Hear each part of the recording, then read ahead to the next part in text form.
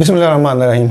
Purchases 3 type की होती हैं। नंबर 1 स्ट्रेट रीबाय, नंबर 2 मॉडिफाइड रीबाय और नंबर 3 न्यू बाय।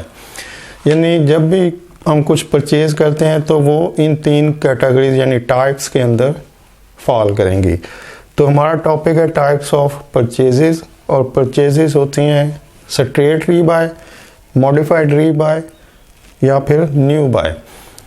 स्ट्रेट रीबाय उस वक्त आपको ज़रूरत पड़ती है जब ऑलरेडी ये प्रोडक्ट किसी सप्लायर से आ रही हो, रेट आपके नेगोशिएटेड हों उससे, और आप सिंपली पिछले पीओ को उठाते हैं, उसका सिर्फ नंबर डेट चेंज करते हैं, और अगर क्वांटिटी चेंज हो तो उसको करते हैं और नया पीओ इशू करके यानी कि रिपीट परचेज ऑर्डर इशू कर देते हैं on behalf of previous purchase order.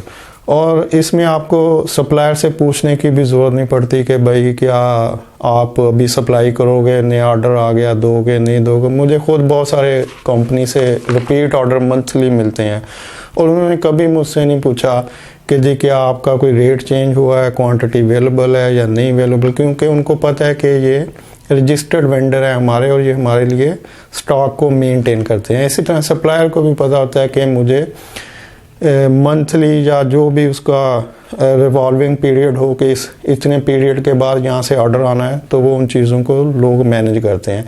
Registered vendor रखने का यही मकसद होता है कि आप उनसे रिलेशनशिप में हो, आपका तल्लुक़ हो उनसे, आप उनसे अपनी चीज़ों को शेयर करते रहें। अगर क्वांटिटी बढ़ती है तो उससे सप्लायर को आगाह करें कि नेक्स्ट हमारी क्वांटिटी बढ़ जाएगी तो आपका जो रिपीट ऑर्डर होगा वो ज़्यादा क्वांटिटी का भी हो सकता है, या कम हो तब भी एथिकली बता देना चाहिए कि अभी हमारी प्रोडक्शन कम हो रही है या किसी वजह से कम। तो ये म्यूचुअल रिलेशनशिप की बना पे आपको सप्लायर से पूछने की ज़रूरत नहीं चाहिए। दोनों को, बायर और सप्लायर को पता होता है कि मुझे मंथली ऑर्डर आना है और बायर को पता होता है कि मैंने मंथली ऑर्डर देना है। तो स्ट्रेट रीबाय के आपने जो पीछे आपने ऑर्डर जिस रेट के ऊपर दिया हुआ है उसी रेट के ऊपर आपकी अगर क्वांटिटी चेंज भी होती है तो आप उसको नया ऑर्डर उसी रेट के ऊपर इशू कर देते हैं। और बाकी चीज़ें जो प्रोडक्ट की क्वालिटी होती है वो प्री डिसाइडेड होती है, जो चल रही होती है सेम क्वालिटी होती है, सेम टर्म्स एंड कंडीशन होते हैं और सेम रेट होता है, सेम फ्रेट की टर्म्स होती हैं। सब कुछ एक दफ़ा डिसाइड हो चुका होता है तो आप सिंपली ऑर्डर रिपीट कर देते हैं। इसको कहेंगे स्ट्रेट रीबाय। अच्छा, इसमें जो चीज़ें आ सकती हैं जैसे यूटिलिटीज़ की चीज़ें हैं, जैसे गैस है, वाटर है, इलेक्ट्रिसिटी है, जैसे एमआरओ की आइटम्स होती हैं जिसमें मेंटेनेंस है, रिपेयर है, ऑपरेटिंग आइटम्स हैं। ये सब आइटम जो है रिपीट ऑर्डर में होती हैं। जो भी मंथली मेंटेनेंस में यूज़ हुए होती हैं या मंथली जो यूटिलिटीज़ की चीज़ें यूज़ हुई होती हैं, ये सब रिपीट ऑर्डर में चल रही होती हैं।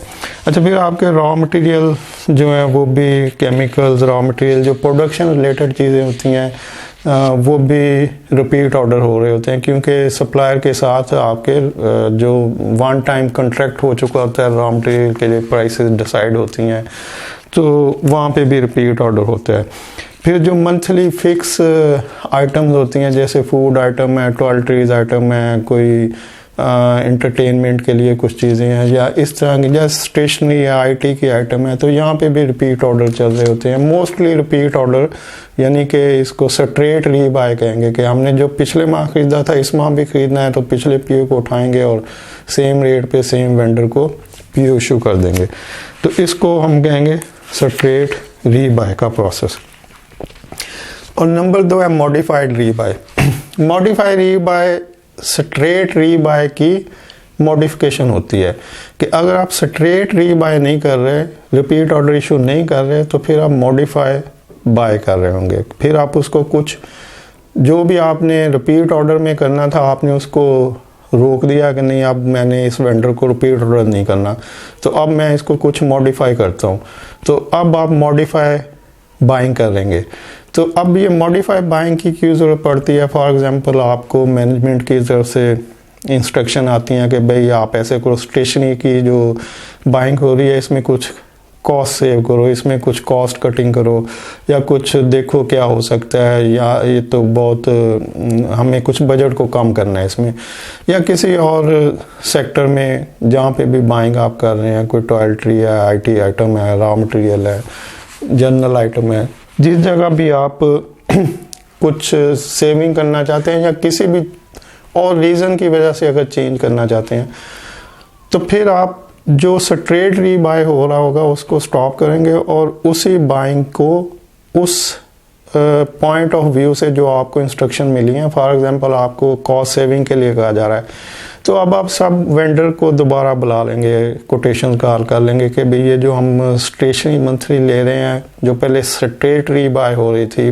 रिपीट ऑर्डर इशू हो रहे थे, तो अब हमने इसमें कुछ कॉस्ट सेविंग करनी है, तो हमें दोबारा कोटेशन चाहिए। हम देखते हैं, नेगोशिएशन करते हैं मुख्तलिफ लोगों से कि कौन बंदा हमें सिमिलर चीज़ें, सिमिलर क्वांटिटी, लेकिन हमें कुछ 5-10%, 20% या जो भी आपको इंस्ट्रक्शन मिली है कि इतना हमें नीचे ले आए ताकि हमारा बजट जो है वो उसी में चली जाए। तो अब आप स्ट्रेट रीबाय को मॉडिफाइड रीबाय कर लेंगे और प्रोसेस करेंगे, वही सारा दोबारा RFQ कॉल करेंगे, कंपैरिजन करेंगे, नेगोशिएशन करेंगे, और फिर जहाँ पे जिस वेंडर से आपको वो डिस्काउंट मिलता है जो आप डिज़ायर कर रहे हैं, तो वहाँ पे उससे लॉक कर लेंगे कि भी ठीक है, आप इन रेट को फाइनल हम करते हैं और हम मंथली आपको ऑर्डर देते रहेंगे टिल देन कि आपकी प्राइसेस कि आप नहीं बढ़ाते तो हम करते रहेंगे। अगर आपने प्राइसेस बढ़ानी हो तो हमें पहले एक माह इन्फॉर्म कर दीजिएगा, तो फिर हम देख लेंगे कि क्या करना है, आपके साथ चलना है या फिर दोबारा से मॉडिफाइड प्रोसेस की तरफ जाना है। तो इस तरह से मॉडिफाइड बाइंग भी बेसिकली स्ट्रेट बाइंग को रोक के फिर उसको मॉडिफाई कर लिया जाता है। तो इसको मॉडिफाइड बाइंग कहेंगे कि हमने स्ट्रेट बाइंग करते हुए उसको रोका और उसमें कुछ चेंजेस की और फिर उस प्रोसेस को मॉडिफाई करके स्ट्रेट बाइंग फिर डाल देंगे, यानी मॉडिफाई करेंगे और उसके बाद वो फिर स्ट्रेट बाइंग में चला जाएगा। और नंबर 3 है न्यू बाय। न्यू बाय में अच्छा मॉडिफाई बाइंग में जो चीज़ें आती हैं वहाँ पे सर्विसेज हो सकती हैं, जैसे कंसल्टेंसी हो सकती है, कुछ प्लांट मशीनरी की ओवरहॉलिंग और मंथली कॉन्ट्रैक्ट हो सकते हैं कि आप लोगों से कह कर नहीं भी हमें तो मतलब कम प्राइस पे हमें अभी कॉन्ट्रैक्ट मिल रहे हैं। जैसे अगर किसी कंपनी में AC लगे हुए हैं तो गर्मियों का सीज़न आएगा तो उसकी जो ओवरहॉलिंग होगी उसकी कॉस्ट बढ़ जाएगी, सर्दियों में कम हो जाती है या बंद हो जाती है, या और इस तरह की सर्विसेज हो सकती हैं। ट्रेनिंग हो सकती है HR की तरफ से कि उन्होंने कुछ लोगों को हायर किया हो और वो कहेंगे नहीं भाई आप जो चार्ज कर रहे हैं हमें उससे कम पे अभी कंसल्टेंट मिल गए हैं, या फिर वो ये कह सकते हैं मॉडिफाई बाइंग में कि भी हमें आपकी सर्विसेज जिस पर्पस के जिस टॉपिक के लिए चाहिए थी अभी हम उसमें टॉपिक को मॉडिफाई कर रहे हैं। तो अगर आप टाइम मैनेजमेंट में कर रहे थे तो अभी आप इस टॉपिक पे ऊपर आ जाए तो हम इसको चेंज करेंगे। तो इस तरह से मॉडिफाई बाइंग में सर्विसेज हो सकती हैं। Components and semi finish product भी हो सकती हैं कि किसी वजह से आपको प्लांट मशीनरी में चेंजेस करनी पड़ जाए, उसकी स्पीड और वगैरह को कम ज़्यादा करने के लिए कुछ चीज़ों को इंस्टॉल करना पड़ जाए, तो वहाँ पे भी मॉडिफाई रीबाइंग होगी। नेक्स्ट है न्यू परचेज या न्यू बाय। न्यू बाय से मुराद है कि इसको आपने पहले परचेज नहीं किया। तो न्यू बाय के लिए फिर जो न्यू बाय का प्रोसेस होता है, यानी आप RFQ कॉल करेंगे, टेंडर करेंगे, ये डिपेंड करता है कि प्रोजेक्ट किस तरह बड़ा है या आइटम क्या है, तो उस हिसाब से आप कोटेशन कॉल करेंगे, कंपैरिजन बनाएंगे, फिर उसको नेगोशिएट करके जो भी लोएस्ट आता है तो वहाँ पे आप डिसीजन लेंगे और न्यू बाय। तो न्यू बाय का प्रोसेस कि आपने दोबारा से रिक्विजिशन आएगी तो आपको ये डिसीजन लेना पड़ेगा कि क्या आपने न्यू बाय के ऊपर जाना है, यानी ये जो प्रोडक्ट आइटम लिखी हुई है इसके अंदर एक्विजिशन के अंदर, क्या ये न्यू बाय की आइटम है, क्या ये मॉडिफाई बाइंग में जाएगी या फिर स्ट्रेट री बाय हो जाएगी।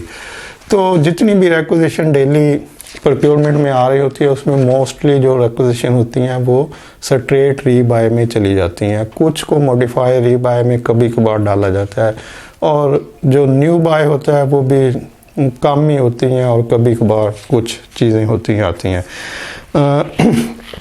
न्यू बाय में कैपिटल आइटम्स हो सकती हैं, फिनिश प्रोडक्ट हो सकती हैं, रीसेल से कुछ प्रोडक्ट हो सकती हैं। तो जब भी कोई नई आइटम आएगी तो उसकी नया प्रोजेक्ट आएगा या नई कोई आप प्लानिंग कर रहे होंगे तो उसके लिए फिर न्यू बाय में कुछ प्रोडक्ट आ सकती हैं। अच्छा, मैं बताता चलूँ कि हम पीछे जो मॉड्यूल 1 की बुक थी वो ख़त्म कर चुके हैं। ये मॉड्यूल 2 की बुक है, और इसका जो मॉड्यूल 2 में हम देखेंगे कि understand how to devise a business case for requirements to be source from external supplier. अब इसमें बिजनेस प्लान बेसिकली इसमें डिस्कस किया गया है, जो मॉड्यूल 2 की बुक है, कि आप किस तरह से बिजनेस प्लान बनाएंगे। तो जब हम बिजनेस प्लान को प्रोक्योरमेंट के ऊपर इम्प्लीमेंट करेंगे तो हम देखेंगे कि प्रोक्योरमेंट का प्लान हम, यानी कि बिजनेस प्लान से मुराद है कि प्रोक्योरमेंट का प्लान हम किस तरह से बनाएंगे। बेसिकली जितनी भी थ्योरीज होती हैं जो डेवलप की जाती हैं, तो उसके लिए ये नहीं सोचा जाता कि ये प्रोक्योरमेंट में इम्प्लीमेंट होगी, सप्लाई चेन में इम्प्लीमेंट होगी, ये फिज़िक्स के किसी साइड पे होगी, केमिस्ट्री में होगी, ये तो वो एक जनरल थ्योरीज होती है। फिर उसको जहाँ भी आप बेस्ट सूट करती है वो वहाँ पे फिट कर देंगे। तो जो भी जब हम प्रोक्योरमेंट प्लानिंग को देखेंगे तो हम बेसिकली बिजनेस प्लान को देख रहे होते हैं। तो बिजनेस प्लान में कुछ भी आप प्लान कर सकते हैं। तो हम देखेंगे कि प्रोक्योरमेंट के लिए जो बिजनेस प्लान होगा, यानी इस चैप्टर के अंदर, वो आप किस तरह से करते हैं। तो अब प्रोक्योरमेंट क्या है ये मैंने आपको बता दिया कि 3 टाइप की प्रोक्योरमेंट होगी, यानी जो भी डिपार्टमेंट में चीज़ें चल रही होती हैं वो या स्ट्रेट रीबाय होती है, या मॉडिफाई रीबाय होती हैं, या न्यू बाय होती हैं। इन 3 के अलावा किसी किस्म की और परचेजेस नहीं होती। तो अब इन परचेजेस को करने के लिए आपको क्या बिजनेस प्लान डिवाइस करना पड़ेगा, और उसके लिए कॉस्ट और प्राइस की एस्टिमेशन के ऊपर आगे कुछ आएगा। फिर बिजनेस में प्रोक्योरमेंट क्राइटेरिया कैसे बनाया जाता है उसके ऊपर कुछ चीज़ें आएंगी। फिर परचेज़र को कंट्रोल करने के लिए फाइनेंशियल बजट का इस्तेमाल किस तरह से किया जाता है, इस तरह की कुछ चीज़ें आएंगी। तो ये मॉड्यूल 2 है, और चैप्टर 1.1 को अभी हमने डिस्कस किया है।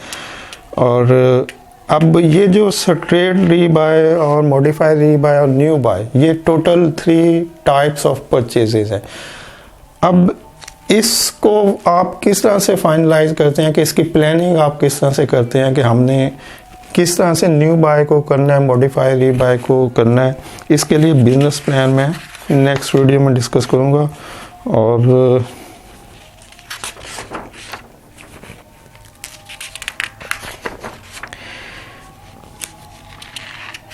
बेसिकली जितनी भी परचेजेस होती हैं, दोनों 2 सेक्टर, जैसे पीछे हमने मॉड्यूल 1 में डिस्कस किया था कि पब्लिक सेक्टर की प्रोक्योरमेंट होती हैं और प्राइवेट सेक्टर की प्रोक्योरमेंट भी होती है। दोनों सेक्टर का मकसद एक ही होता है कि लोगों की ज़िंदगी को आसान करना।